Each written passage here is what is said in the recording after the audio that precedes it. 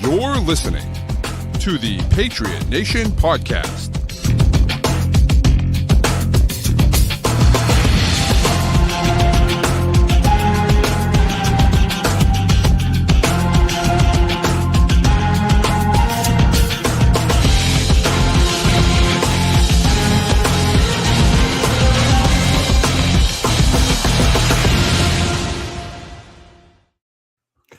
What's up, everyone? This is your host, Matt Zajian here with the Patriot Nation podcast on the CLNS network of podcasts. You may notice Pat Lane not here yet. He's on his way. He should be with us shortly.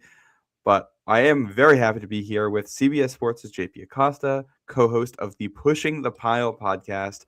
How are you doing tonight, JP? I'm doing good. We got a pretty important game coming up on Sunday, so I'm excited to talk about it. Yeah, we're going to get right into the defenses here. We did our episode last night. We went in depth on the offense for both sides. We want to do the defense here. JP, we wanted you for that. Get a little talk in the trenches here. That's right. That's what I'm here for. I'm ready to talk about some defense. All right, let's jump right in. I want to talk about the Seattle defense. This is the number one unit by EPA per play in the NFL this year. And, it's not the Legion of Boom. They have their own unique identity, but this is a defense that has won them games all season long. JP, I think we'll just first start here, like from a broad perspective. When you look at this Seahawks defense, what stands out to you about them? So this Seahawks defense is what a modern defense should look like. They are the pinnacle of a modern defense when it comes to front mechanics, run defense mechanics, how they play their second level defenders, and their ability to close space over the middle of the field. And Mike Macdonald did such a good job of it when he was with the Ravens, when he was at the University of Michigan.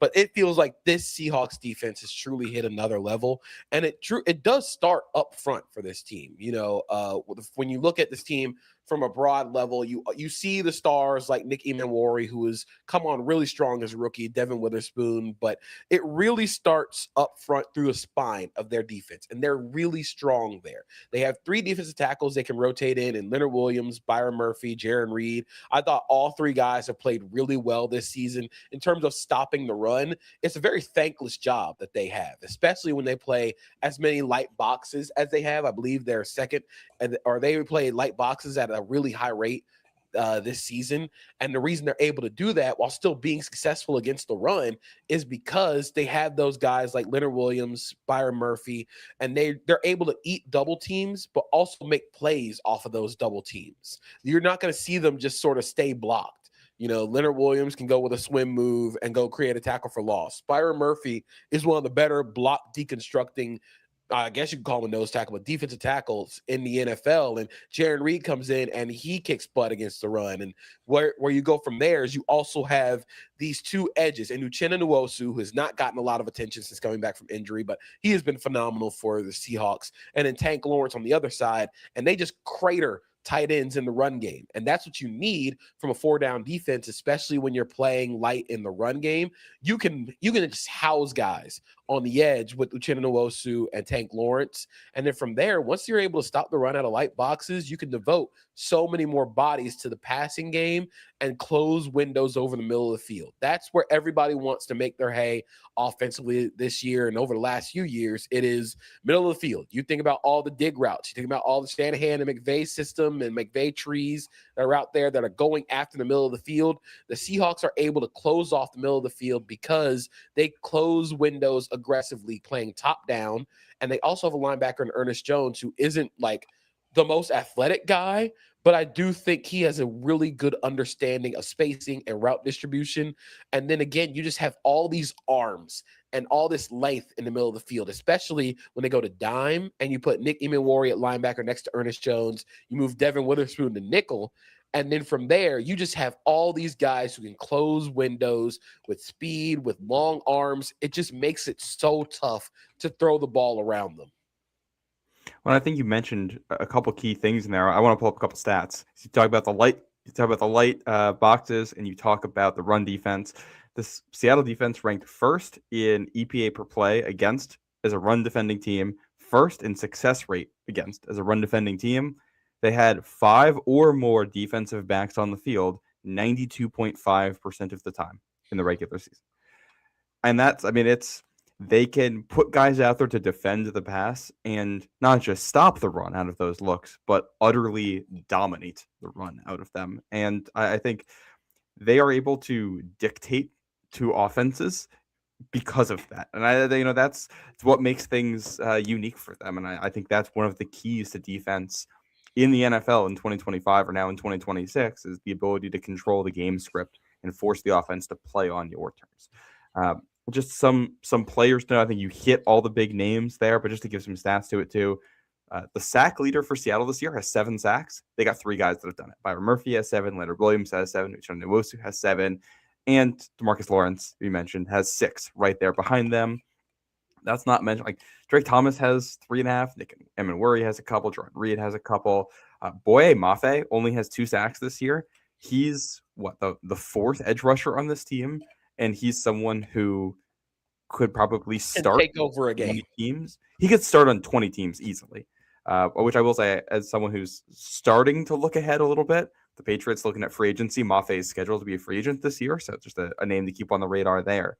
But yeah, this is a team that has depth and that will force you into advantageous situations. I want to talk about how they got there with the draft real quick, only just from an organizational perspective. Devin Witherspoon, your first round pick in 2023, 5th overall pick. Byron Murphy, your 16th overall pick last year, taken in the first round. Nick Emenwuri, 35th pick. So top of the second round this year.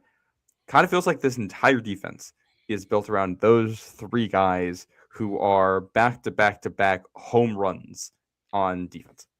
Yeah, and it feels like what the Mike Macdonald defense did, they really turned it up with Nick Emenwuri and with that pick. And when he got drafted by the Seahawks, everybody's like, oh, this is Kyle Hamilton. And he's really not, because Kyle Hamilton did a lot more in coverage. Like, he was covering guys downfield. What Nick Emenwuri is essentially the most athletic Sam linebacker in the NFL. And the way that they play him by just eliminating flats and eliminating yards after the catch opportunities with tight ends and running backs, they don't really ask him to do a lot of deep coverage, which is fine. That's not where his forte is. But when he's playing downhill and when he's playing aggressively closing on the ball, I mean, we saw it in the Rams game in the NFC Championship, his ability to close space and make plays in short areas. But what you're able to do when you have strength up the spine of the defense, like I said, with Byron Murphy. And then you go and get Emenwuri, who will play linebacker at times. And Devin Witherspoon, feels like we don't talk about Devin Witherspoon enough because he hasn't had the best year coverage-wise, but I think he is so important to this defense in terms of versatility. Like, you can get into dime, you can get into nickel without taking your most important players off the field because of Devin Witherspoon. So you have all 3 of those guys that you hit on back to back to back, like you said, and right, just like that, you have completely shifted this defense. This defense has found a completely new identity in 2 years under Mike Macdonald, and it's a lot of credit to John Schneider and to Macdonald for finding out what guys you want to prioritize and how they best maximized in that defense. When you look at, I think with Witherspoon and Emenwuri, the fact that you get 2 guys who can defend like the seams in the passing game, you can defend the flats aggressively and tackle well, and you can come up and make plays in the running game. And then when you have 2 guys who can defend, those are the most important areas, I think, to defend in football right now, because that's kind of, if you have guys who are pass defenders who can run defend in those spots, or guys who are run defenders who can pass defend in those spots, you can dictate to other teams what's going to happen. And that's what Seattle has done all year.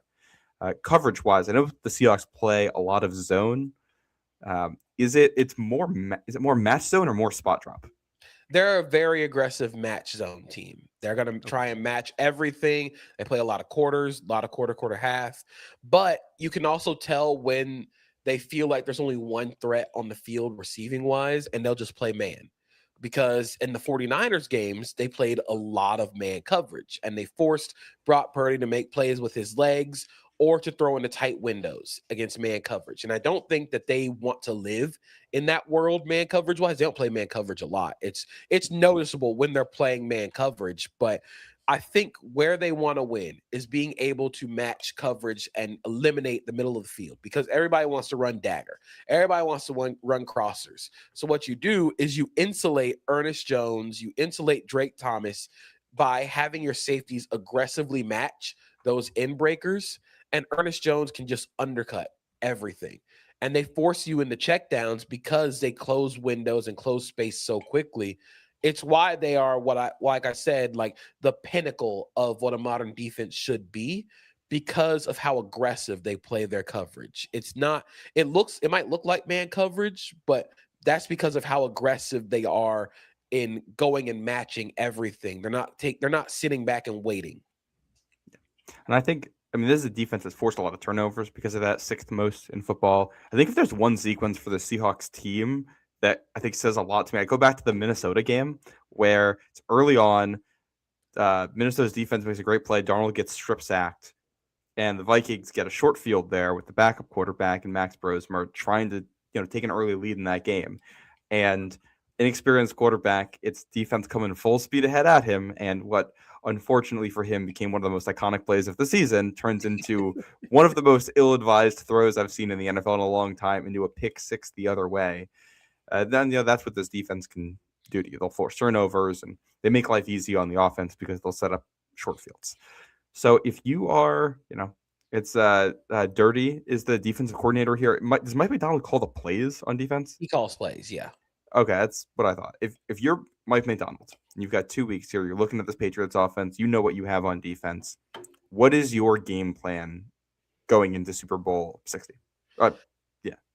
I honestly think the game plan should remain the same. It is force the Patriots to make you acknowledge that you can run the football. Because whenever the Seahawks are actually threatened defensively, it's because they have to acknowledge the run threat. And so that means, like, if you bring an extra offensive lineman on the field and they just respond with nickel because they can, and that's something I wanted to talk about when it comes to their nickel and front structures, is the reason they're able to win as a run defense in light boxes as well is they blitz against the run. They'll blitz Nick Emmanwori. They'll blitz Drake Thomas. They'll blitz their safeties. So that way you're still remaining in light boxes, but you're changing the picture up front. And then they can get into different fronts. Because Nick Emmanwori is legitimately 6'3", 230.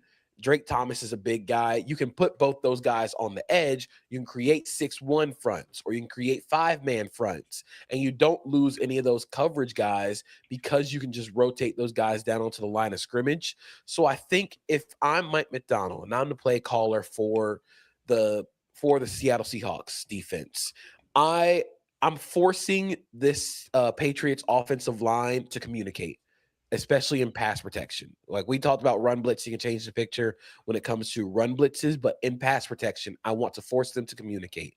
That is where Will Campbell and Jared Wilson have struggled the most when it comes to stunts and picking up blitz games, because they're not playing at the right depth, or not playing at the same depth. I won't say whether one's correct or incorrect, but whenever you see them lose on pass rush games, they're not on the same level. And I was talking to one of our co-hosts, Kyle Long, about it. Is like, you want to remain on the same level to pass off pass rush games because you can see exactly what your teammate is seeing.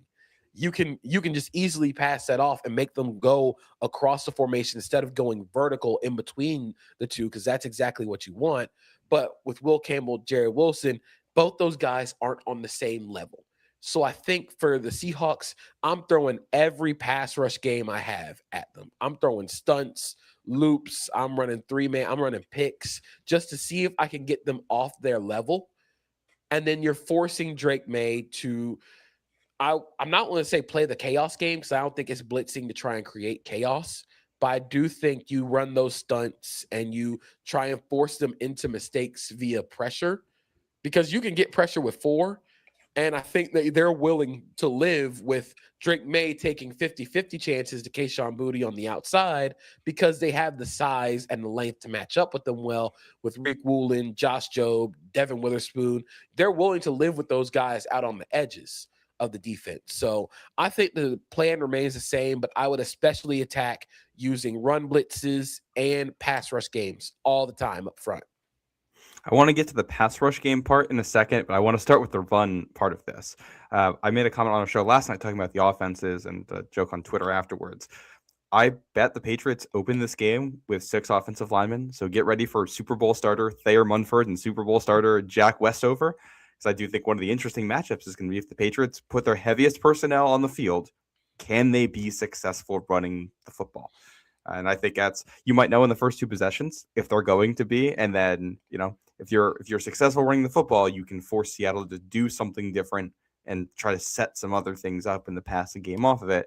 If you can't, you might just not run the ball that much. I think back to the last time these two teams played in the Super Bowl, Brady throws it 50 times, even though you're throwing against the Legion of Boom, because you know you're not going to be able to run. So we're just going to throw, quick game. I don't know if you can quick game this Seahawks defense to death the way you could spot drop cover 3 in 2014. I think it's a different animal, and it's for as athletic as the Legion of Boom was. These guys feel more athletic. Freaks. Every single level. Like they have so much speed, and like I said, they close windows, so it's hard to throw checkdowns because a checkdown you're expecting to get 4 and 5 yards only gets 3, and so you're sitting in 2nd and 7 still, or you go from 2nd and 10 to 3rd and 7, or 2nd and long to you don't really get much, and now you're still sitting at 3rd and 10. So I think what's going to be important in this game as well is Drake May scrambling. How do the Seahawks defend the scrambles? Because if you're going to match coverage so much, is this just going to be a Drake May, like, if I don't see it, I'm taking off and running? And that's where the pass rush games come in. You eliminate gaps, you eliminate holes that he can escape up out of by running pass rush games and changing the picture for him up front as well. Well, I think that is one of the most interesting dynamics in this game. The Seattle match coverage is so good, especially at any of the initial receivers that go out into routes. It's going to account for every single one of them, and it's going to get an athletic defender who's probably going to force a 50-50 ball. Like, it's going to be tough to scheme guys open in this game. I did notice you're not going to get it for big plays, but sometimes the Seattle defense, because it's match coverage, if you have someone block and release, sometimes you find wide open holes in the defense, because once it turns into man coverage, then there's no defender left in an area to account for someone who releases late. So I do think block and release stuff from Hunter Henry, Austin Hooper, Ramondre Stevenson, just for picking up gains might end up, that might be how you're able to get those 5 and 6 yard gains on 1st and 2nd down right there. That's interesting. And then the stunts against Drake May scrambling might be the single biggest factor for how many points the Patriots can score in this game. I watched Brett Coleman put together a great video talking about the NFC Championship game and the matchups here. We talked about how when Leonard Williams gets lined up outside as a defensive tackle, a lot of the time, the Seahawks are running a stunt and he's going to be involved in it. And the Rams picked up on that and really clamped down on Seattle's pass rush during the NFC Championship because of that. So I think that's another part of this. If you're Mike McDonald and you just saw this tell get picked up on in the NFC Championship game, are you still going to do this because you trust your players to execute? Or are you going to switch it up and break tendency and try something different in the Super Bowl because you don't think the Patriots are going to account for it?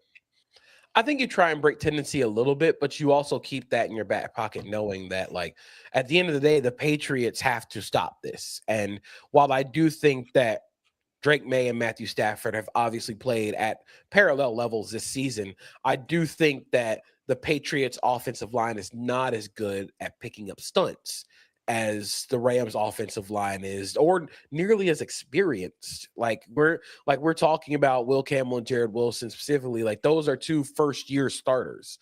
Like, those are 2 rookies in the biggest game of their careers and the biggest game of their lives. Like, they have not seen a lot of stuff. So I do think they're going to continue to go to the stunts, but I think an important tell in this game is going to be how Will Campbell reacts to power and how he reacts to guys trying to go straight through his chest, because that's where he loses the most. And it's not because of the arm length at all.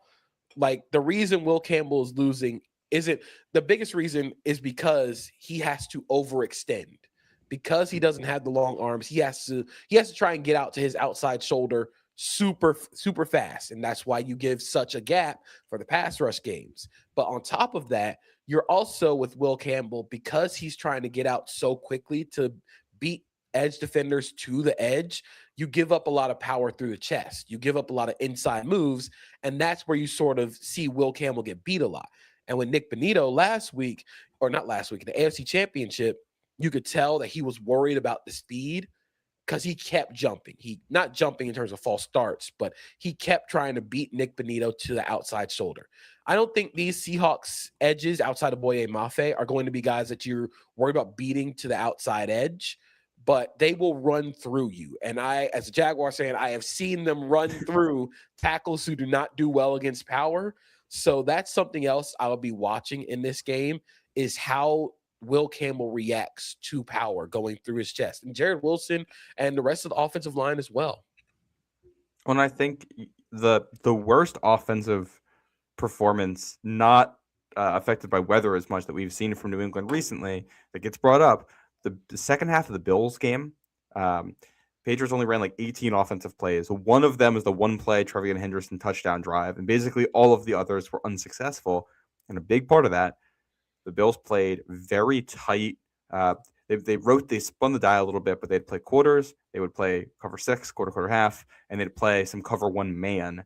And they rotated between all of those, but no matter what, it was an aggressive coverage on the back end, combined with a defensive line that would collapse the pocket. And that meant that Drake May had nowhere to run when he was trying to extend a play, give his receivers more time, or just take off and pick up yards on his own. Now, this is a Seattle defense that I don't think has done very well against scrambling quarterbacks this year, and also hasn't played very many. I think one of the interesting things about this matchup, I know there's a lot of discussion about the Patriots schedule, which has been remarkably easy. But if you look at the quarterbacks that the Seattle defense has faced, you've gotten Matt Stafford in there 3 times, and he has been elite this season. He's probably going to win MVP. Outside of him, the teams you're facing recently, Brock Purdy, who's a good quarterback with a very injured offense. We're talking Bryce Young, who's fine. Phillip Rivers, not mobile at all. Kirk Cousins, not mobile at all. And Max Brosmer and Cam Ward, who had a decent game against them. That's someone who's mobile, and that game ended up being surprisingly close. So I think that is if you're going to dictate something to the Seattle defense, I think having a quarterback who can hit the deep shots, and I don't think Drake May is going to be necessarily as effective as Matthew Stafford has been against this defense, but someone who can be maybe in that tier, who can hit shots down the field, who can threaten you and can turn the 50-50 balls into 60-40 with ball placement, combined with someone who can threaten you with his legs, that might be a new dynamic that Seattle hasn't seen all year long. And I think that part about hitting the deep shots on top of hitting tight window passes. We talked the Cam Ward game. Cam Ward was throwing and completing a lot of tight window passes. That's what the Seahawks force you to do. You gain their respect through hitting passes over Ernest Jones, like Matthew Stafford did a lot when these two teams played throughout the regular season. You have to be willing to throw in the tight coverage, because you can't sit and try and check down this game away, because Seahawks will just sit on you and they're going to force you into 3rd and longs and you're not going to win. So you got to be aggressive. And I think that's something that Drake May is going to do in this game. I don't think that Drake May is going to willingly take checkdowns in this one. I do think they're going to still try and hit middle of the field passes, and May has the ball placement to go and win, especially on those vertical shots. It's just now, can you create enough separation to win? Can Kayshon Boutte create enough separation? Can Stephon Diggs create separation on the inside? And I wonder in this game, how much does Stephon Diggs play on the inside versus outside, especially on early downs, to avoid Devin Witherspoon at nickel? Do you try and get him matched up against Eamon Worry, or do you try and get him matched up against a safety like Kobe Bryant or Julian Love for the Seahawks, just to try and get some easy ones going to really make them acknowledge that Diggs is going to be a factor in this game? Oh, yeah, and I think you talk about the tight window throws. I go back to the Houston game in the divisional round where, the 3 touchdowns that Drake May throws in that game. You've got a 4th down tight window throw to Pop Douglas, who makes a catch on a ball that gets deflected. You've got Stephon Diggs making a catch in traffic while getting hit on a slant in the end zone. And obviously the Kayshon Boutte one-handed grab. I think you're going to need players to make those types of plays again against this defense. That'll be a big matchup. One player the Patriots didn't have there, who probably also factors into this in a big way, is Mac Hollins. Talk about a guy who can make those catches. He's done it all year long. He's been a safety blanket for Drake May. In some ways, it almost feels like as Hunter Henry has gotten a little bit older, Mac Hollins has filled some of that void as the blocker and big body target. You can just throw the ball to, even when he's covered, because you think he can make a play. I think that's going to be interesting. Are there any particular receiver versus DB matchups that you're worried about from Seattle's perspective, or that, if you were to look at it from the New England side, that you're going to try to seek out? I think when it comes to ones you might be a little worried about is the Hunter Henry stuff. And the biggest reason is because if they're going to play and force you to play in 6 offensive linemen, or they're going to try and be heavy in this game and try and run play action, I do think Hunter Henry has sort of gone underrated this season in terms of Patriots like receiving targets, but he has been as reliable as they come for Drake May. And it's sort of indicative for the Seahawks that you really sort of want to avoid Ernest Jones in coverage matching against tight ends. So you have Kobe Bryant, Julian Love hammering down as aggressively as they do. I do think Hunter Henry, Austin Hooper, I think the tight ends are going to play a big factor in this game, especially if they want to start taking shots over the middle of the field, being a little bit more aggressive, and really sort of taking control of this game and forcing the Seahawks to acknowledge that you're in 12 personnel. You're going to force them into base. Yeah, I think Henry's going to be interesting. I also look at, you talk about the safeties hammering down. You play a lot of quarters. That means that you can get one-on-one matchups with a receiver on a safety down the field. And we've seen Drake. I go back to the Tennessee game where you've got Drake May throwing the post against quarters and just going over the top of that defense. That's against the corner, but I wonder if you see similar things on Sunday. I think Stephon Diggs is going to be a trendy name there, but I look at Pop Douglas and Kyle Williams. It's just burners who, all right, if we can get a one-on-one 2 or 3 times during the game, can we turn one of those into an explosive play? Yeah, and I think in this game, the biggest things you're looking for if you're Seattle going against Patriots offense is Mays scrambling, them trying to hammer you in 6 offensive linemen, trying to get big on you, and then it's the deep shots. It's the verticality. Can you force them to eat their vegetables offensively? Can you force them to make the 6 to 8 yard gains? Can you force them to gain their yards in short bursts instead of hitting the haymaker over the top of the defense? Yeah. And I think I'm fascinated to see how that plays out. I do wonder, I looked back at that Texans game. I thought obviously the fumbles were bad, but I thought overall it was what you wanted Drake May to do in the game. I called it a home run game over a batting average game. Doesn't matter how many strikeouts you get. You just need to hit a couple out of the park. Do you think it's going to be the same for New England's offense? Are you just, you're okay knowing that you might have a lot of 3 and outs if you can hit just a couple big plays? I think so, but I also think you sort of worry with how well the Seahawks offense is playing right now. You don't want to fall behind too much trying to chase the home runs. So I do think early in this game, I think they're going to try and hit them. I think they're trying to hit them over the top early to force them to acknowledge that deep ball, to acknowledge the explosiveness of this offense. It might come out of 6 offensive linemen. It might be out of jumbo where you try and get heavy play action and throw a shot downfield. But I do think that's going to happen early in the game to sort of throw that jab out there. Let Seahawks know that you got it. When I think back, the last time these teams played in the Super Bowl, I'll always remember the visual of the first play from a scrimmage.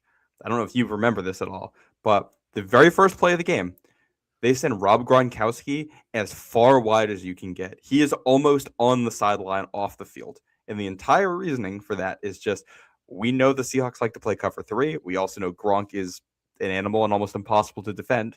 So we're going to put him in the weirdest spot on the field, and we're going to see, how do you match this up? You want to get that information right away. And I expect the Patriots to do something similar. You don't have a Gronk, so it'll be different. The closest thing to Gronk in this game is probably Nick Emmanwori, just as an athlete. Yeah, it's fun. Emmanwori.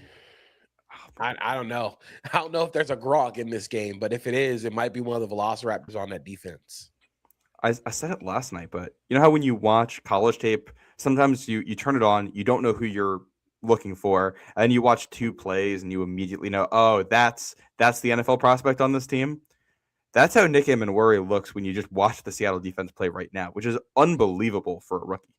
Yeah, for all the guys that are on that defense and all the impact players that they have, Emmanwori is the one who is consistently creating the impact splash plays, and he allows them to be versatile and be different when it comes to their structures, their run fronts, and I think having that just completely unlocks their defense. One final question on the Seattle side before we get to New England's defense. The Patriots get into the red zone. This is a very good Seattle red zone defense still. We know the Patriots, in big games, they like to break out the Drake May run game stuff. Once they get down there, they save it for the big moments, but you saw it in the Buffalo game with a couple touchdowns earlier this year, and we saw it in the AFC Championship game. Like, this is what they save it for. So if you know that QB run game stuff is going, is there anything different you're doing in the red zone, or is this, for the most part, trusting your system, trusting your guys, and continuing to do the stuff you've done all year? I think this is where I spy Drake May. I think in the red zone, especially because you know that he is going to be a threat down there with his legs.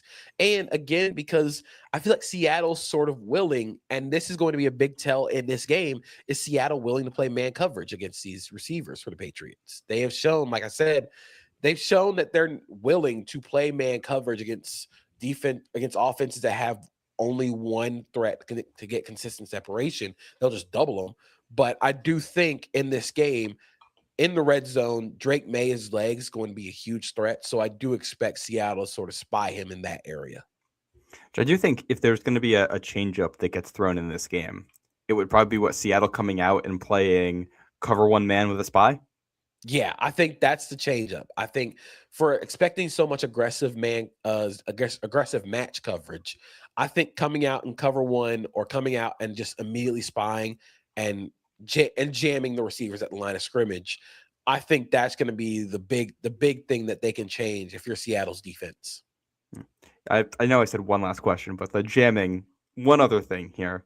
Riq Woolen, I think is maybe one of the most hot and cold corners. Very good player, very emotional player. I do wonder, Mac Hollins is someone that is physical and will talk. Kayshon Boutte is someone that's very physical. Stephon Diggs is Stephon Diggs. Does this game come down to one of those guys getting under the skin of Riq Woolen and winning that matchup or drawing a penalty at some point, like we saw almost turning the tide in the NFC Championship? I do think there's going to be a little bit of an aspect of like rage baiting Riq Woolen.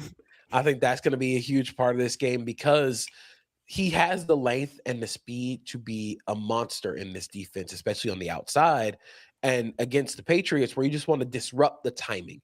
You want to disrupt the flow of the offense, and it's not just through like blitzing and stuff. It's through jamming at the line of scrimmage and forcing them to play through tight coverage. That's the best way you can sort of disrupt the flow of this Patriots offense. So I think you're probably going to see Hollins a lot over there just to kind of, again, sort of get under his skin a little bit, try and get him riled up, because you just want to keep jabbing at him, keep jabbing at him, see how he defends these vertical passes. But I do think there's going to be a little bit of like, we're going to try and play the game with him.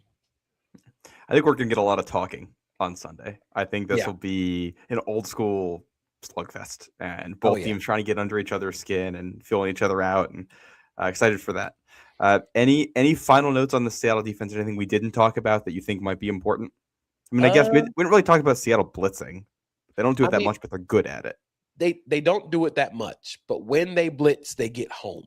And that's, again, through the stunts. And Mike McDonald has this amazing clinic they had when he was the defensive coordinator of Ravens. He makes every pressure package look the same.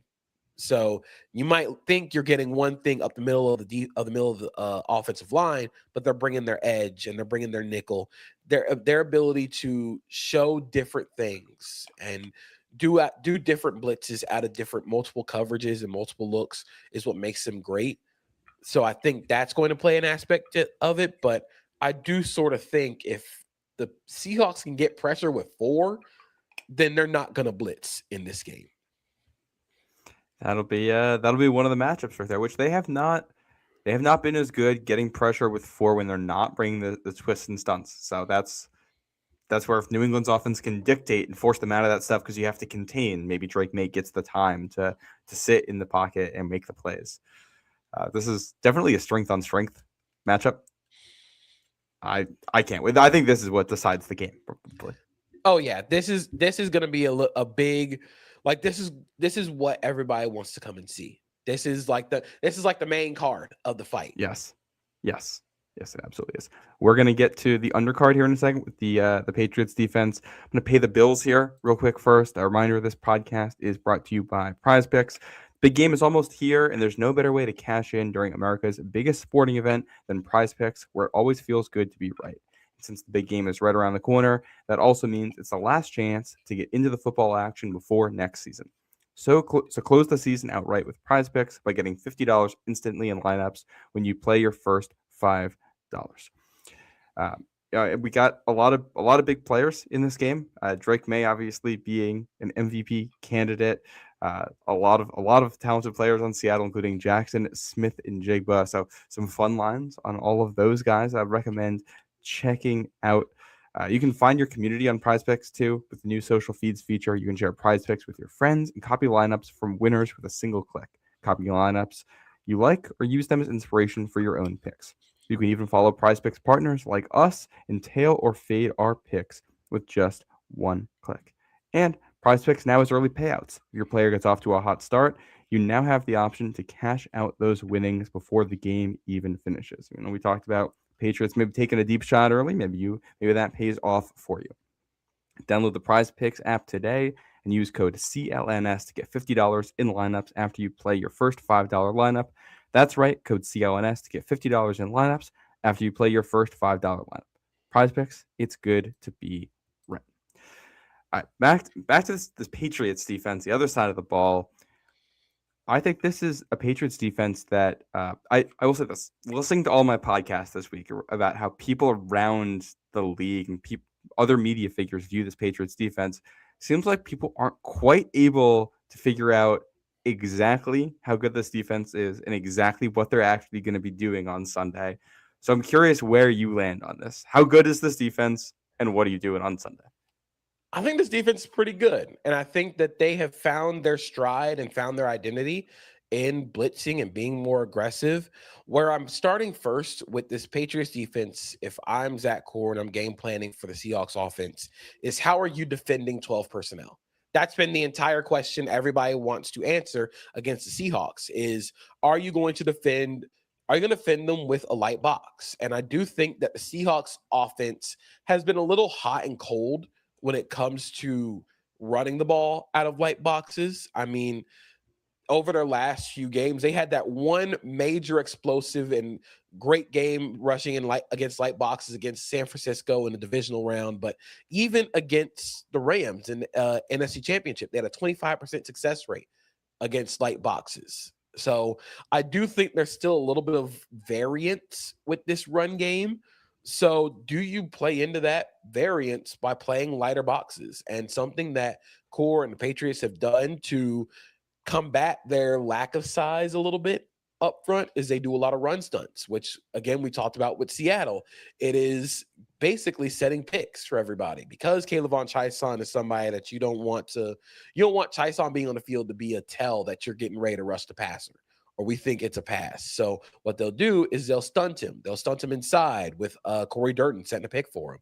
And that's how you kill those duo runs to the backside and you force them into Carlton Davis. And I think that that's going to be a huge portion of this game is how the Patriots decide to defend their 12 personnel, their 21 personnel, because if you want to defend them in base against 12 personnel, I do worry that they're going to get gashed as a passing defense because that's what Seattle wants you to do. They want you to put your base defense. They want you to put all three linebackers on the field, and then they're going to throw right over your head, or they're going to try and beat you over the top in explosive passes out of 12 personnel. So I do wonder in this game if this is going to be we're going to play light boxes, and as a passing offense against Sam Darnold, we have nothing to lose. Let's just go blitz him. Because that's what got you here. That's what got you to this dance is by blitzing and playing aggressively through the quickness of your defensive line. And so I do think that there are some advantages that you can poke at with this Patriots defensive line, especially between the two tackles, Milton Williams, Christian Barmore. I think if you're lined up against Anthony Bradford, you're going to have that advantage. So I wonder if Seattle tries to slide and try to help him. But I do think if you're gonna beat Sam Darnold, you can't let him sit back. You can't let him. You have to force him onto his back foot, and that's something that I think a lot of teams have been a little bit worried about because of how heavy they play and because of how much play action they run. They can just wad everything up and take shots downfield to Jackson Smith and Jigba. But in this game, you're that core. You got here by blitzing. You should dance with the girl that brought you. Yeah, that's kind of where I landed on this too. I think specifically, you look at the way Seattle likes to run a lot of condensed formations. And when you're condensing it, offensively, it gives you a lot of options because all the receivers kind of have a two-way go. You can go, or three-way go. You can go deep, you can go in, you can go out, put stress on a defense there. And these guys are good blockers. So you think you have advantages there. But what that gives the defense is now everyone's closer to the ball. You can bring more exotic defenses and more exotic blitzes without necessarily having some of the holes in coverage you might have otherwise, especially because the guy's going to get there faster. I think if you're Zach Core, I want every single one of my starters to have at least one pass rush rep somewhere in this game. I think you want to spin the dial. You want everyone getting a crack at rushing Darnold just to keep him uncomfortable, keep the blocking assignments uncomfortable. I went back and watched the Minnesota game because that was really one of the worst offensive performances, the worst one that JSN had all year, one of the worst ones that Seattle had all year. I wanted to see what happened there. And you saw a Minnesota defense that is characteristically very aggressive. And one other thing I noticed with that, guys had their hands up. Sam Darnold had 15 throws batted this year, tied for the fourth most of any quarterback. I think you're sending your DBs. I think you're sending Marcus Jones out of the slot. I think you're sending Craig Woodson when he's down in the box. I think you're sending Christian Ellis, who is very athletic and made a big play in the AFC Championship game as a blitzer. And you're telling them, once you're within 3 yards of Darnold, get your hands up. Mm-hmm. Because I think if there's two weaknesses on the Seattle offense, it's Anthony Bradford at guard, and it's Sam Darnold when he's under pressure. He will. Yeah. When he is under pressure, he still has that instinct to just kind of throw it somewhere. And I think with Sam Darnold, like you said, when you want to pressure him, you want to get him flustered. But where he's grown is against when you're not blitzing him, when you're not blitzing Sam Darnold, he actually can operate. He can operate in the pocket. And that's something that I think Minnesota, like you said, that Minnesota game, they're just like, look, man, we're just going to blitz him. Don't let him get comfortable. And I think in that game, the way they defended JSN was super important as well, because JSN's average depth of target this year is insane, astronomical when it comes to just the diet of routes that he's running. And that's something that, if you're going to show blitz, you want to try and get him to throw hot. That's exactly what you want to try and do. You're trying to get him to throw hot when you're blitzing, but I don't think they want to do that when they get a blitz. I think what they want to do is they want to wad it up and they want to attack downfield. Jackson Smith and Jigba has 11.3 air yards per target this season. That's right up there with George Pickens, who is pretty much like the world-class deep threat in the NFL. So when they get pressure, they want to attack downfield. They want to force you. They want to throw away from everything. They want to throw away from all the blitzes. They want to try and throw away from it and throw attacking downfield. So just don't let them get comfortable. Don't force them to throw hot, and then you rally and tackle. This is why you go draft Chris Gonzalez early. This is why you pay Marcus Jones, Carlton Davis. This is why you go get those guys, because this is where they're going to make their money. I hate to change the subject on you real quick, but we have a key injury update for this game from the Pool Report. This came out at 9:45. It's 9:53 right now.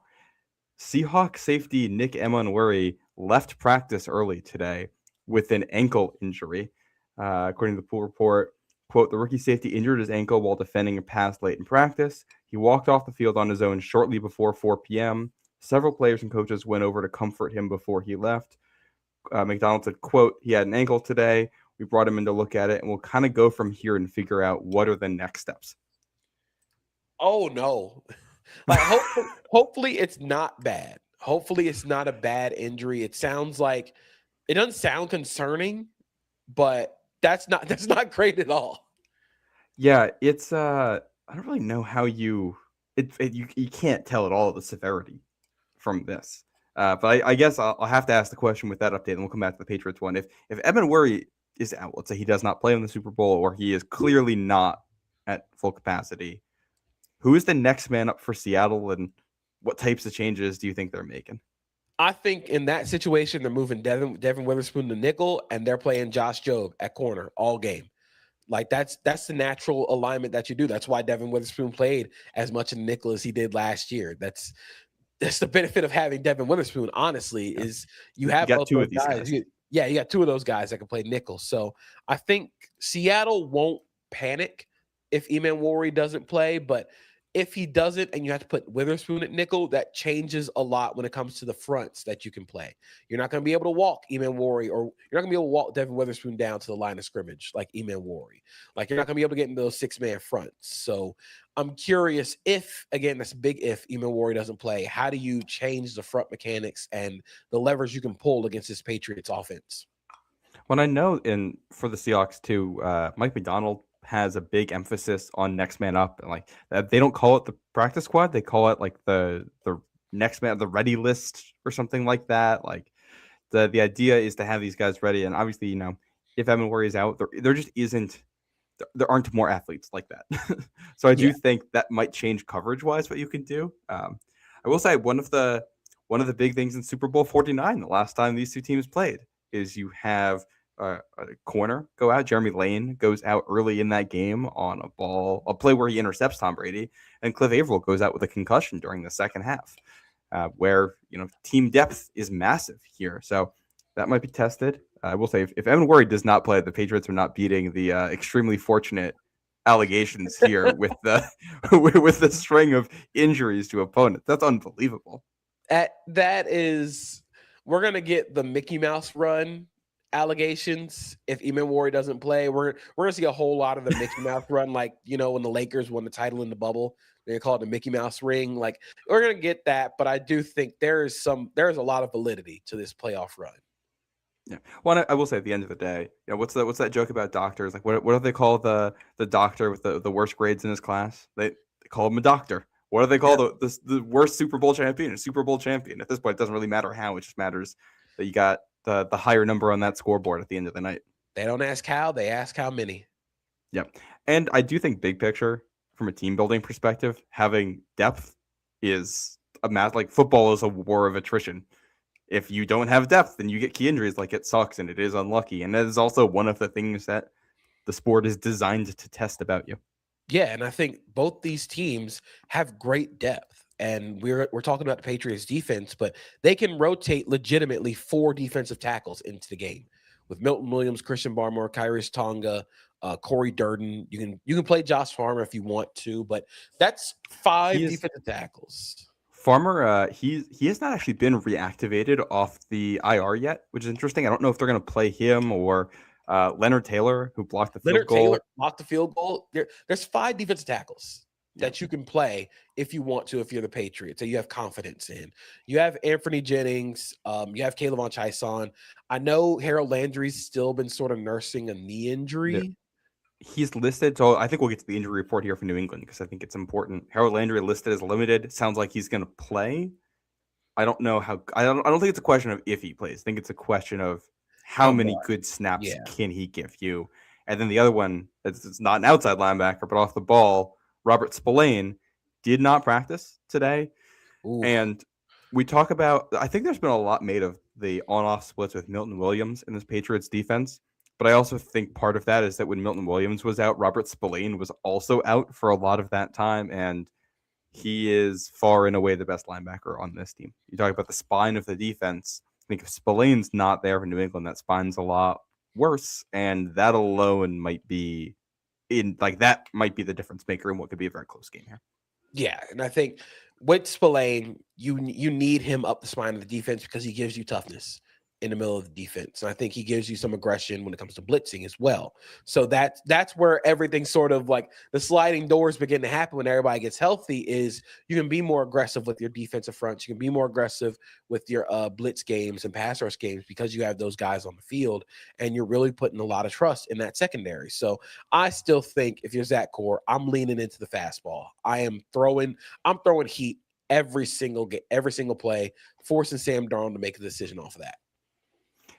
Now, how are you covering Jackson Smith and Jigba? Because that's the other half of this. I will say Minnesota's answer to that was get in the passing lanes. Like, we're not covering JSN, we're covering the path between Sam Darnold and JSN.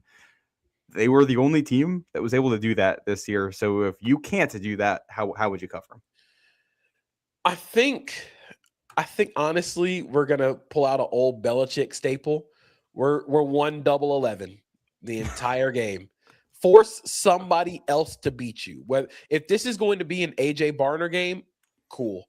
Like if you win based on AJ Barner going off, then it was truly meant to be. Or if you win with a 2026 or 2025 version of Cooper Kupp, like okay, like that, fine, you got it. But you can't let JSN beat you. I do expect them to play a lot of aggressive bracketing in this game, whether it be Carlton Davis, Chris Gonzalez, Jalen Hawkins, Craig Woodson. I expect aggressive bracketing, especially on those end breakers, especially on digs. You're trying to cut everything off because you know that you're going to trust Gonzalez and Carlton Davis on the outside. If they try to run the big post behind the safety, you trust their speed. You trust their ability to recover and make plays on the ball. That's why you go out and get Christian. That's why you draft Christian Gonzalez first round. So I do expect a lot of doubling. I expect a lot of aggressive bracketing. And then the biggest thing is, how do you defend JSN when he's in the slot or in the backfield? And again, I still think that once he goes into the backfield, that is a tell. They are going to throw the ball to him.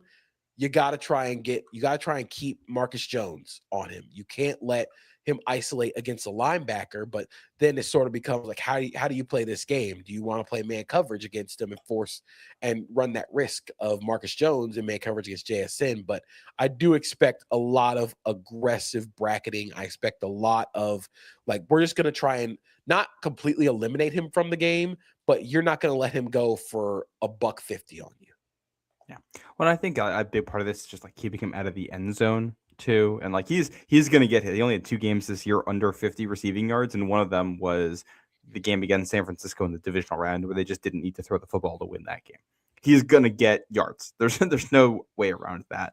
I do agree. I think the bracketing will be a big part of it. I think you probably see a lot of, just like the Seattle defense, a lot of match coverage. Yeah.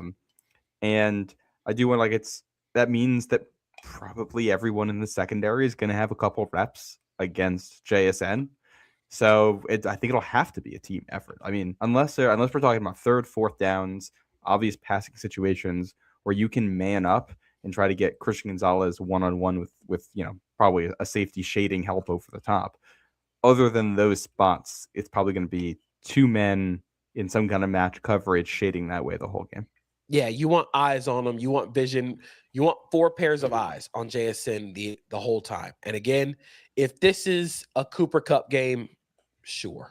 Like if this is a Rashid Shaheed game, I think you live with that if you're New England, because those guys are secondary. Those guys don't tilt the game like JSN has this year. So I think you just try and keep a bunch of eyes on him and limit the ability when he is in the backfield. You have to try and funnel him. You got to try and funnel him either outside. You can't give him a 2-way go. You got to try and funnel him one way. How about we have Pat finally able to make it and join us? Oh boy. What's up, guys? How we doing, fellas? Doing great. That's good. Hopefully you've had a better night than me, but here we are. So we're talking covering Jackson Smith and Jigba right now. Yeah, that's one of those. I'm gonna go with who was it? See, a lot of people think it was Liam Neeson. It actually wasn't Liam Neeson. It was the guy that Liam Neeson ended up killing, who very famously said, "Good luck." I'll just leave it at that. Like JSN, just not gonna happen. Like he's gonna get his. You just gotta try to make sure it's not 8 for 170 and 3 touchdowns. Like, and if you can, if it can be, and we talked about this a little bit last night, but if it can be, 8 for 95 and maybe a touchdown, maybe no touchdowns, that's a win for the Patriots. Yeah, and I think, and like I said, you want to try and limit the effect of the explosives. That's the biggest thing. He is one of the most explosive receivers in the NFL. So you keep a bracket on him. You keep trying funneling him to those to this corner and the safety. And again, if he's trying to run that big post over the top, if he's trying to run that go route, that's why you go pay Carlton Davis. That's why you draft Chris Gonzalez at 17 or wherever they drafted him. They have to make plays when the ball is in the air. One of the sequences from the Seattle offense that stood out to me was the game in Atlanta early in the second half in that game where the Falcons put AJ Terrell one-on-one with JSN, and I think 3 different plays on that drive. It's play action pass, JSN just running away across the field, and I think they got 3 20-plus yard completions ending in a touchdown drive. That was a game that was tied at the half, and with some special teams help, and then plays like that, they end up pulling away and kind of blowing out Atlanta. And I think Christian Gonzalez is better than AJ Terrell, but also JSN is, I think, on another plane right now. And just getting technical for 1 second, one thing I noticed about him and all these Seattle receivers, when they run over routes, they never stair step anything. They are just trying to run away from. They're getting away. And that's something like with Rashid Shaheed. He is not a stair-step guy. He is I'm the fastest person on the field, so you have to run with me across the field. But I do think for the Patriots, that's where when you play all those aggressive quarters, you're trying to cut down every dig. You're trying to cut every crosser. You're trying to, if you're Craig Woodson, you see him running over the middle of the field, you're stepping into that lane immediately. And that's how, when we talk about match coverage and how the Seahawks aggressively match their quarters coverage, that's what aggressive quarters coverage matching is it's when you get a dig or you get an over route and that safety is flying off the roof to make a play on the ball. It's I believe it was the Craig Woodson interception against the Texans where he comes flying off the roof and he makes a play on the ball and gets a pick. That's something that you're going to have to do in this game. You're going to have to be aggressive on those dig routes and then trust that Carlton Davis or Chris Gonzalez can run with the deep posts or the shot play behind it. Well, I wouldn't be surprised if this game, if it ends up being a close game, if it comes down to Seattle has the ball and they're getting to some of those, and it's safety's flying down trying to make a play, and he's going to hit JSN hard. And does he hold on to the football? Is safety able to get his arm in there and break it up?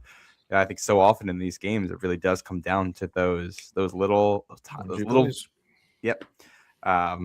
Jason McCourty in Super Bowl 53. Like that's, a massive play. And obviously Goff's on a great throw, but the ball's still there and Cooks just can't hold on because McCourty gets his hand in there. And it's just like, that obviously ends up being the difference in the game. The Patriots maybe lose that game if he doesn't make that play. So it's just, that's the type of stuff where it's like you need that one big play, The flip side of that, I always remember the Carolina tying drive in Super Bowl 38 late, where they just kept making plays on Patriots defensive backs. And it was just like Steve Smith climbing the ladder over guys and making unbelievable catches while getting hit and falling to the ground. And JSN can do that.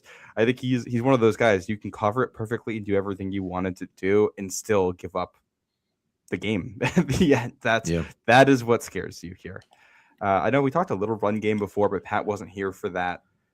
I know we talked about not getting into base personnel for New England. We talked about run blitzes. I think the thing we didn't talk about is just tackling. Kenneth Walker is so unbelievably hard to tackle.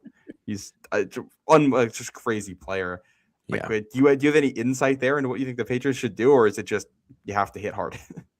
Kenneth Walker is the most random runner, I think, in the NFL right now. You never know what he's going to do.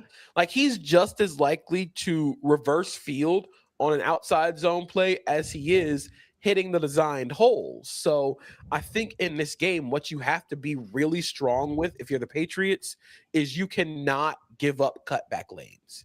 You have to be disciplined in your run lanes because Kenneth Walker is hunting that cutback. He hunts cuts back so well. And that's how he's sort of grown. That's where the Seahawks run game has started to come to life in the back part of the season is Kenneth Walker getting the cutback lane. And he's going to find the cutback, and he's athletic enough and he's fast enough to turn those into explosives. So you have to be disciplined as run defenders, especially on the backside. You can't go flying down the field to go try and make a play. Or if Sam Darnold's running like boot action, like, is this a game where some of those Patriots blitzes on rundowns are to make sure that a DB accounts for Sam Darnold on the boot, and then you can let your defensive lineman play a little aggressively in the run game, cutting off the backside, because he doesn't have to worry about Sam Darnold's boot because he's no longer the end man on the line. And I'm not actually worried about Sam Darnold's boot because, and obviously very different offense, but CJ Stroud tried that boot a few times, and it was an absolute disaster. Obviously, one of them had led to a pick six.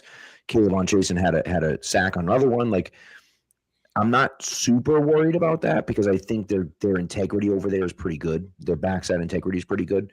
The point about the cutback lanes is just such a great point because you look at the numbers of, Kenneth Walker against stacked boxes, and it's astronomical. He's like second in the league, first or second. It's stupid. It doesn't even make any sense. Like, how is he that good against stacked boxes? And it's because they're trying to do these run fits, and we're going to stop the run. Okay, the run's going right. Let's everyone go right. And then it's like, oh, we leave one cutback lane open, and now everyone's up at the line of scrimmage, and so he turns that into an explosive play. And because and I just love the term, like, random runner is so great because it's just like you don't know what to expect from him, right? Like, he's a guy that can make, the touchdown that he scored was stupid. That was a stupid thing. He's got three guys unblocked in the backfield, and he scored a touchdown on it. It's like, how is that even possible? And so that's the type of stuff where it's like you see that happen. You have to have the integrity all over the field. And it's like, I think the Patriots can do that. I think, it's funny because you talk about, okay, he's really good against stacked boxes. The Patriots don't stack the box typically. They don't want to. They've been good. That's exactly how we started off this segment, Pat. Yeah. And so it's like that's one of those things. If we can continue to do that, we need to take advantage of the center and the right guard. And if we can do that, and stop that running game, it makes it awfully difficult. If it falls on Sam Darnold's shoulders, and this is Matt was talking about this last night with Patriot, like, if it falls on Sam Darnold's shoulders, does that old Sam Darnold come out a little bit? Is he in there somewhere? And again, he led the league, as Matt has reminded many people. He led the league in turnovers this year. Do we get a few of those? It's been 3 straight games since they had a turnover. Do we get a few of those on Sunday? And now it's like, okay, now we're good. Now, how does it, can we turn it into? Can it be a Marcus Jones pick six? Can it be, a strip sack for a touchdown, or a strip sack that gets at the ball, in the red zone? And so it's those types of things. How can we take advantage of those mistakes that they make and, convert them into points on the offensive side of the football? It's going to be a heck of a chess match. And I just think it starts to me with Kenneth Walker and with Ramondre Stevenson. Those are the two guys. If the Patriots can run the ball at will, they're gonna score a ton of points. If the Seahawks can run the ball at will, they're gonna score a ton of points. And so it just comes down to, can you stop the run if you're the defense? And I think that I have faith that the Patriots can do it. I don't know if they can stop it completely. I have faith that the Patriots can do it. We'll see about the Seahawks. I think they're a great team, but we'll see about the Seahawks. And I do think that sort of where the Patriots defense has changed when it comes to being more aggressive with their run stunts and run blitzing, it's a great game to pull this out against because the Seahawks are such an outside zone-based team. And because they're so heavy as a zone running team, you want to try and get blitzers free-flowing downhill. You want to try and get guys slanting and stunting to get them in the gaps that the offensive line doesn't account for. And that way you're creating negatives. I think this game is going to come down to if the Patriots are willing to live in the chaos a little bit. I think if you're gonna beat Sam Darnold, you're not going to win rushing with 4. I think you have to blitz him. You have to force the issue. And yeah, you might give up a big play. You might give up a 20-yard completion, but you could also get a turnover off that. You could also get a negative play yourself. So I do think for this game, for the Patriots defense, if you're willing to live in that chaos, turn this into a chaos game. Force Sam Darnold to live in muddy pockets. Force him to, I'm not going to say see ghosts, but force him to see blitzers that he thinks are blitzing, and then just drop him. Like force him to play quarterback in this game. Well, I think that's, you talk about the chaos aspect. Your goal, I think, if you're New England, is to make this turn into a game of which quarterback makes better decisions and which quarterback makes better throws. Because if that's the game, that's the one position where you feel like you should have a decided advantage. I think through this whole episode, like what we've talked about the Patriots defense doing, what we've talked about the Seattle defense doing, is not all that different. They want to do generally similar things. I think we're going to see more blitzing from New England than Seattle, but a lot of match coverage and a lot of overlap between them. And it probably comes down to which quarterback can sort through all of that, the chaos better. And I think if JSN goes for 7 and 100 and the touchdown, but Darnold throws 2 picks and loses a fumble, if that's the trade-off you're making, you have to be happy about that. And if I told you those are the stat lines, I feel like I'd like New England's chances of winning the game. I agree with you. And that's honestly that's the path to victory for the Patriots. And JP, it's a great point. Like, Adam, you can't just think you're going to win with 4 rushers. You gotta blitz the heck out of him, make him uncomfortable. I don't want to get in a situation where Sam Darnold is comfortable back there. I don't want him to ever be comfortable back there. I want him to be uncomfortable back there. And part of the thing with Drake May, and look, we've talked about, I think the cover 6 a little blown out of proportion, just a little bit. Like, I know he struggled with cover 6 at times. I don't know how much they're going to run cover 6. I think May has struggled with it a bit, but I think that May knows he struggled with it a little bit. So now he's got 2 full weeks to work on. What does it look like? What types of decisions am I going to run? McDaniels is going to try to call the right plays to get guys open in those situations. And so, could they run it a few times? Sure. But are they going to run it 30 times? Probably not, right? They're probably going to throw it out a few times and try to confuse him when they throw it out there. But, I just think, and Matt, to your point, like, if it comes down to which quarterback can make the right decisions at the right moments, I think everyone can trust that Drake May is going to do a better job than Sam Darnold. And also, Drake May and Matthew Stafford were neck and neck for the MVP vote, like neck and neck. So the question I have is, how did Matthew Stafford play 2 weeks ago against that Seahawks defense? Pretty damn good. So we think Drake May is going to have a terrible game against the Seahawks defense just because why? They're a good team. Right? They are. I'm not saying they're not, but like Matthew Stafford just put up points on them. Drake May can't do that too. I don't know. That's where I'm at. I think you need the receivers to, because that's the Puka and Devontae thing. So that's all right. Can you get those one game of that from your skill guys?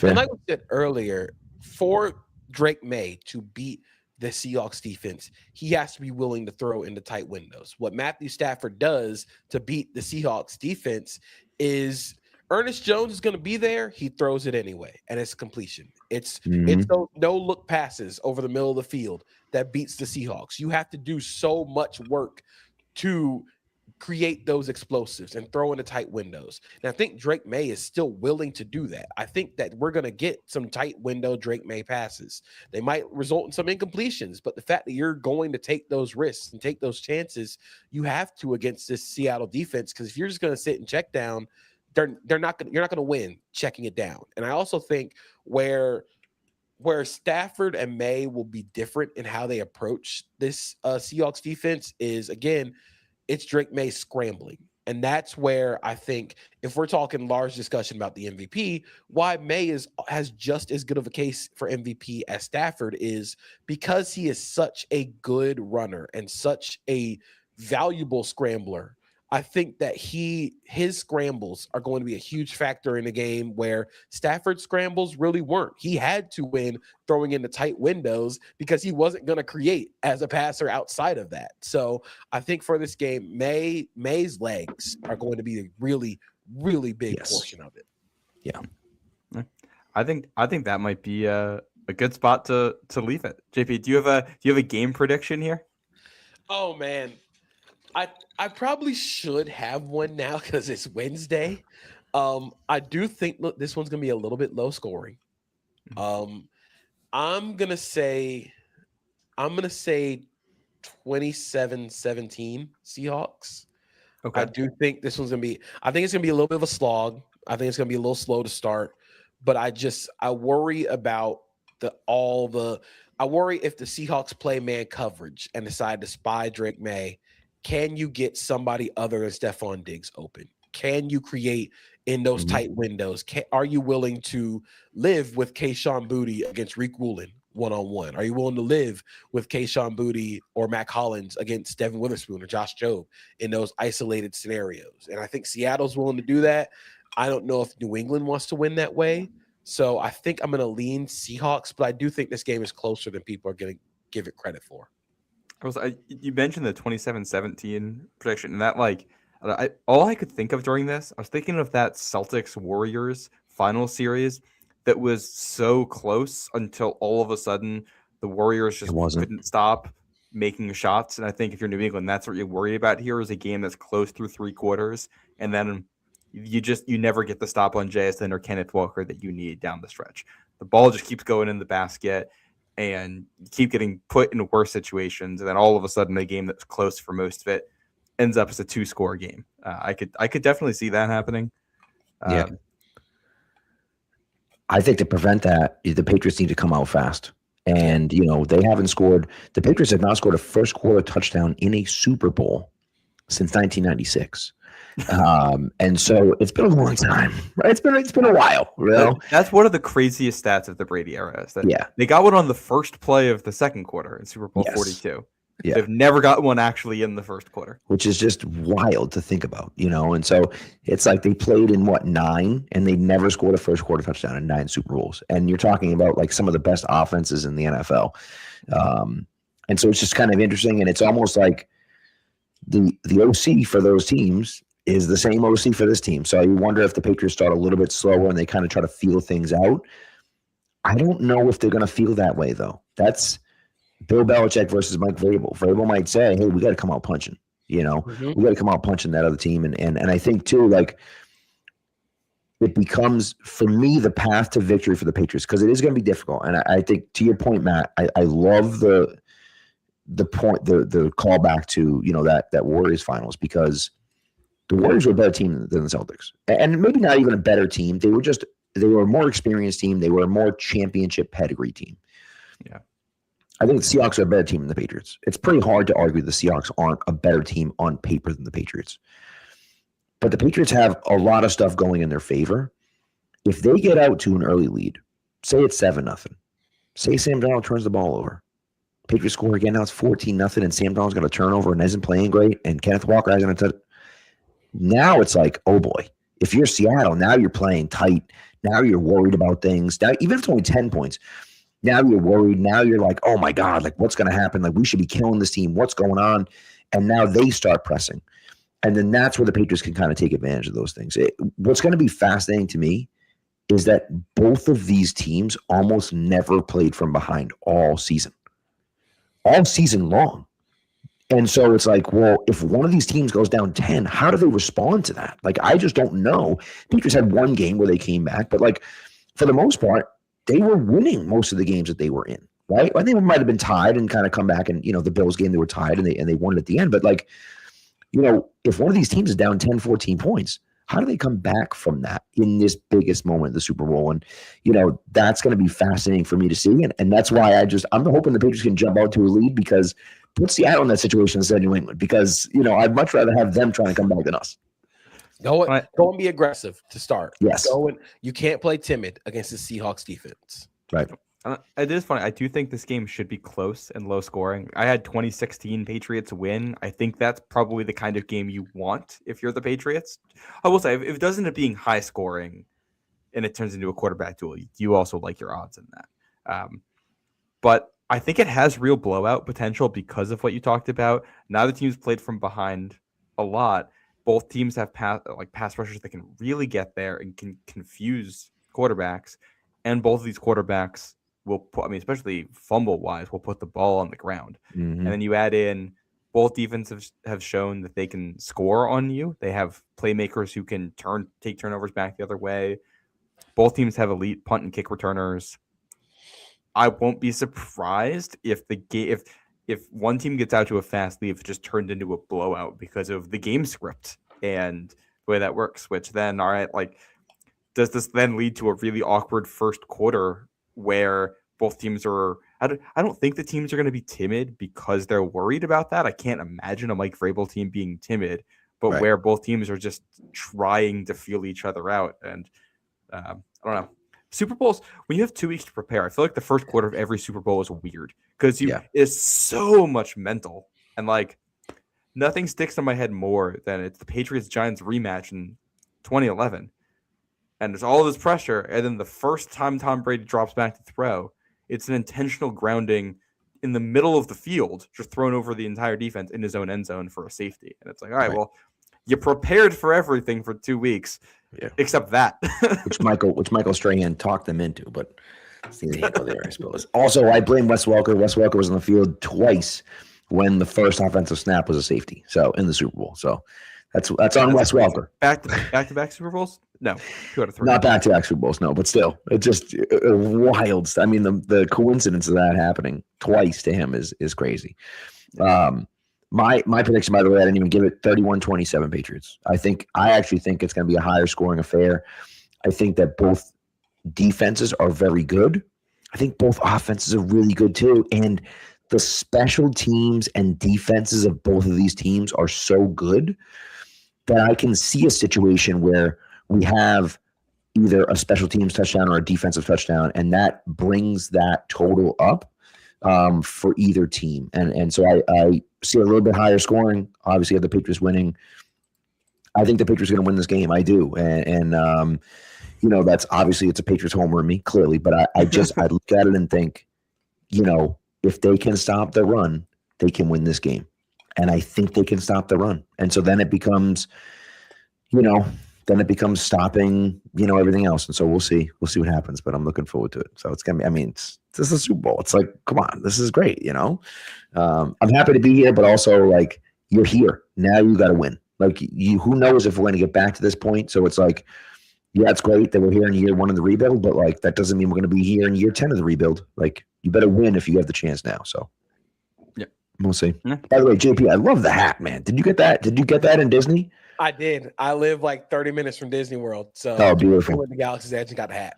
Love it. That's great. Just the absolute, man, if I lived down there, I'd be there every freaking day. Like it's so cool. And getting down there and, rope dropping, kind of, sprinting back to the, back to all the Star Wars stuff down there and, Rise of Resistance and, the Avatar ride over Animal Kingdom. Like there's just so many, a lot of fun rides. I'm actually going to Disneyland this year.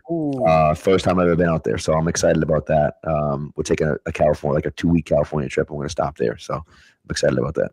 That's one of my my bucket list destinations. I want to go to Disneyland. I want to try and go to all the Disneys in the world.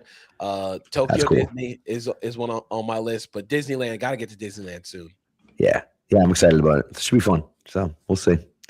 I've only been to Disney World a couple times, but I will tell you, I vividly remember going when I was in middle school and excited to go to Disney World, but also immediately being like, all right, I know we went for a week in the fall, and it was all right. Well, how are we going to watch the Patriots game while we're there? Like, I can't miss that. And I remember it was the Patriots Cowboys game in 2011. I believe Aaron Hernandez had a game-winning touchdown in that one, something like that.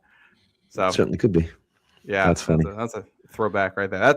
That is my Disney association. Is that the Deion Lewis game? No, it couldn't have been. No. That's way later. Okay, all right. This is the game in New England. Oh, in New England. Got it. Okay, all right. But, there you go. Yeah. All right, JP, this has been great. Matt, obviously, thank you for taking over. I appreciate it. We had senior night down at basketball. Unfortunately, we lost. But what are you gonna do? Tough night. Went a lot later than I expected, so I appreciate you guys holding down the fort. It has been a pleasure talking to you, JP. I know it's funny because last time you did a show with Matt, I wasn't there for that either. So it's nice to finally get on and talk with you. So finally did it. That's right. We're here. Next time we do it. Now I'm going to be there for the whole thing. I was there for none of it. Now I'm here for some of it. Next time we'll be there for all of it. That's right. When we get that Patriots Jags game. That's right. Yes. Is that next year? No. Yeah. Oh yeah, they won the division. Right. That's next year. And that'll be in Jacksonville. Okay. Quick question on this: Where are the Jaguars playing next season? Is it at Everbank? It'll be at Everbank, and then 2027 is when they'll probably be playing in Orlando. Okay. I couldn't tell exactly when, because they're doing massive renovations, right? Oh, yeah. They're completely renovating the stadium. They're renovating the stadium. They're renovating the indoor practice facility. Like, they have poured so much into the team, into that stadium. It's gonna start happening in 2027, but 2026 will be the last year of Everbank Field as we know it. That's cool. I'm surprised. I actually thought they might move to England, but I'm happy for people down there that are Jags fans that they're not. So, it's good for them. So, but JP, before we let you go, you got to shout out, where people can read you and see you and hear you and everything else. Absolutely. You can find me on Pushing the Pile as a podcast I co-host on CBS. You can find it on YouTube, Spotify, Apple Podcasts, wherever you find your podcasts. I'm also going to be on TV tomorrow, CBS Sports HQ, CBS Sports Network. We're actually doing a live episode of our podcast, 12 p.m.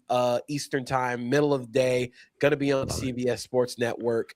And then you can also find my writing at cbssports.com. So basically, anywhere where there's CBS, I'm probably going to be there talking about football. I love it. What's better than that? It's fantastic. We got to get on Paramount Plus at some point, too. That'd be dope. So. I'm hoping so. I'm hoping they'll get me on a little TV show. There you go. Love that. Well, thanks again, JP, for tuning in. We appreciate it. For Matt and I, can't wait for the Super Bowl. We're undecided about where we might do another quick show before, but we may not. We'll see what happens. But either way, we'll be talking to you after the Super Bowl, win or lose. Hopefully a little bit later because it'll be a win, but we'll see what happens. I got one more question for you, JP, on this. Okay. Are you cooking anything good for the Super Bowl? Oh, yes. Good question. We're doing wings and we're doing a variety of dips. I have a little Smoky Joe grill, the little Weber Smoky Joe. Okay. Outside, we're doing some wings, and then we're gonna make some dips for our tortilla chips. And my girlfriend makes a great crab dip, so we're going all in on the wings and dips. Can I ask you a question? Are you a sweets guy at all? I am a big sweets guy. Okay, so I'm gonna recommend a dip to you. Okay. Okay, and you gotta get some graham crackers to go with it. Ooh. But it's called sugar cookie dip. If you look it up on Instagram or whatever, it comes up. It is out of this world. It is outrageous, and it's just I like it with just the regular sugar cookies with the graham crackers, but you can have it with really any kind of like cookie / cracker type of thing. It's very good. It's a little rich, but it's real good. If you're a sweets guy, I love it. I love it. So. I have Googled a photo. I will be trying that. Yeah, there you go. See, I mean, it's will be there. Yeah, yep. So there you go. You have to let us know how it is. So I'm going for this weekend. I have this recipe I've had saved for 2 years and I still have not made. It's for hot honey jalapeno kielbasa. Okay. Yeah, that's good. That's good right anything. There. I love the hot honey. Anything with that spicy sweet, I'm all in on. So I think that and some ribs. I just got to figure out the cooking situation in my small New York City apartment. How I'm going to manage this, but I will because we are eating good for the Super Bowl. I love it. I'm behind the 8 ball. I have no idea what I'm cooking for Sunday. I got too much stuff going on. I got between this and the writing and teaching and the coaching. It's like I'm a mess right now. I have a game Sunday afternoon. So it's like I'm going to be getting home at like 3:00. It's going to be a mess. So we'll see. The wife's going to take over. I got to look up some recipes and kind of see what's there and, kind of take it from there. But we'll see. But, I will say I'm actually kind of happy I have a game on Sunday because I'm going to be sitting on my hands for hours just waiting for the game to come. And so it'll be nice to kind of have that distraction to have a basketball game to coach. So we'll see.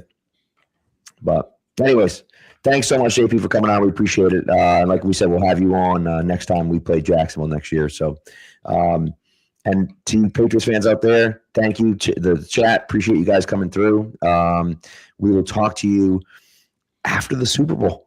And hopefully, like I say, hopefully it's late night after all the festivities are over. But we'll see what happens. But hey, man, we're here, and hopefully we get that win. And it'd be nice to be the only franchise with 7 Super Bowl wins. Feels nice. It's got a nice ring to it. Brady for Super Bowl wins. It's got a nice ring to it. Yes, exactly. We'll tie Tom Brady for Super Bowl rings. You know what we may have to do? We may have to envelop New York as part of New England. So now we'll have 7 states instead of just 6, so that matches with the rings. You know what I mean? I'm in favor of that. slowly New England will just take over. We'll just start taking more states so that the states will match the Super Bowl rings we have. You know what I mean? And then by the time you know it, the whole country will be New England. You know what I mean?